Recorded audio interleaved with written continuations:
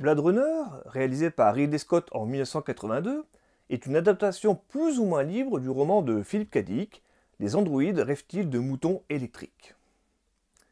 L'histoire se déroule dans un futur dystopique où des androïdes, appelés réplicants, sont créés pour effectuer des tâches dangereuses dans les colonies spatiales. Lorsque certains réplicants s'échappent et reviennent sur Terre, l'unité spéciale Blade Runner est chargée de les éliminer. Notre hibou vous plaît? Il est artificiel? Bien sûr qu'il l'est. Rick Deckard, interprété par Harrison Ford, est un Blade Runner désillusionné. Les réplicants sont comme les autres machines. Ils sont ou bénéfiques ou nocifs. S'ils sont bénéfiques, c'est pas mon problème. Il est chargé de traquer et d'éliminer 4 réplicants, les Nexus 6, qui se sont infiltrés à Los Angeles. Au fur et à mesure de sa mission, Deckard se plonge dans une quête existentielle, remettant en question la nature de l'humanité et sa propre réalité. Il découvre notamment qu'au fur et à mesure de leur vie, les réplicants sont capables d'éprouver des émotions, et qu'afin que cela ne se produise, leur durée de vie est limitée à 4 ans. Le commerce est notre seul but chez Tyrell. Plus humain que l'humain est notre devise. Alors le film propose une question philosophique essentielle. Est-ce qu'une machine dotée d'une intelligence artificielle peut être considérée comme un être vivant et être l'égal d'un humain? Finalement, qu'est-ce qui nous définit, nous, comme humains? La différence pourrait être la capacité à éprouver des émotions et de l'empathie, notamment à travers le sens de la vue, ce qui permet de mémoriser des souvenirs. Et tout, ils n'ont pas une grande expérience émotionnelle, puisqu'ils n'ont que quelques années pour assimiler des sentiments qui pour nous sont évidents. Ce thème des yeux et de la vue est omniprésent tout au long du film.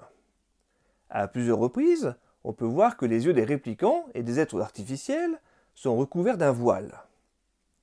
Cependant, seul le spectateur semble remarquer ce détail. En effet, dès le début du film, on nous explique que seul le test de Voigt-Kampff permet de différencier un réplicant d'un humain via les émotions ressenties par le sujet. A priori, humains et réplicants ne voient pas le monde de la même façon. Oscillation de la pupille, dilatation involontaire de l'iris. Le test de Voigt-Kampff dans notre jargon. L'ouverture du film, d'ailleurs, nous pose question.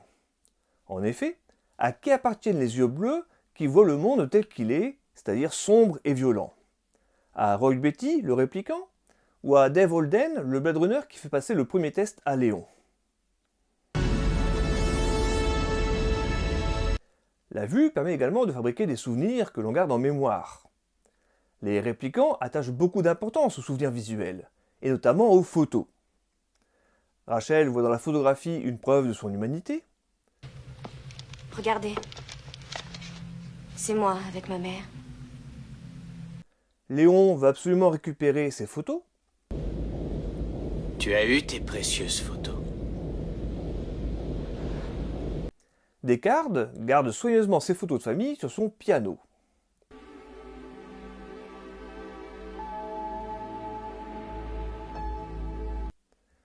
Ainsi, la question de savoir si Deckard est un réplicant ou non importe peu finalement. À travers ce personnage, la question qui se pose est de savoir si on serait capable de faire la différence entre un humain et une machine capable d'imiter les émotions humaines. Dans Blade Runner, on cherche une réponse à cette question dans un monde qui est totalement déshumanisé. Mais tout au long du film, ce sont bien les réplicants qui laissent transparaître le plus leurs émotions. Ainsi, Rachel est bouleversée d'apprendre que les photos qu'elle détient ne sont pas les siennes. Ce ne sont pas vos souvenirs, ce sont ceux de quelqu'un d'autre. Ceux de la nièce de Tyrell. Léon est fou de rage lorsque Zora est abattue sous ses yeux. Mon jour de naissance est le 10 avril 2017. Combien j'ai de temps à vivre? 4 ans. Et même Deckard a besoin d'un remontant après avoir tué Zora. Et non, Deckard, t'as l'air aussi mal en point que cette gueule d'humain que t'as liquidée. Alors qu'au début du film, la question d'éliminer des réplicants le laissait totalement indifférent. Tout comme d'ailleurs Brian et les autres policiers, qui ne montrent aucune considération pour les réplicants. Fais pas le con, Deckard. J'ai 4 gueules d'humains lâchées dans les rues.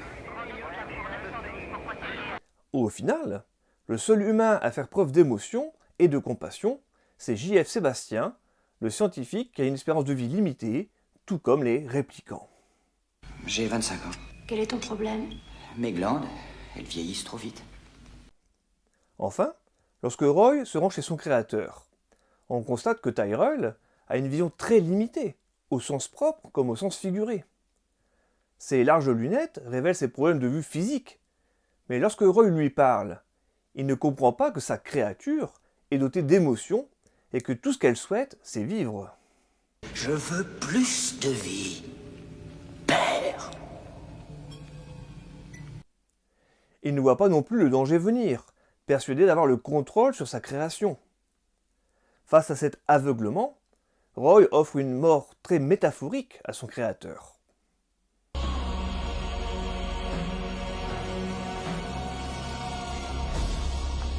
À la fin du film, alors que Roy peut facilement tuer Deckard, il finit par lui sauver la vie.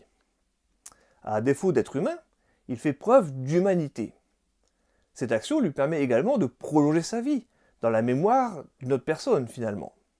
J'ai vu tant de choses que vous, humains, ne pourriez pas croire. Au final, n'est peut-être pas humain celui que l'on croit. Tous ces moments se perdront dans l'oubli. Mais en plus de nous questionner, le film marque surtout par son esthétique, établissant ainsi les normes du genre cyberpunk. Les décors urbains nocturnes, la pluie incessante et l'utilisation de la lumière créent une atmosphère visuelle distinctive et immersive.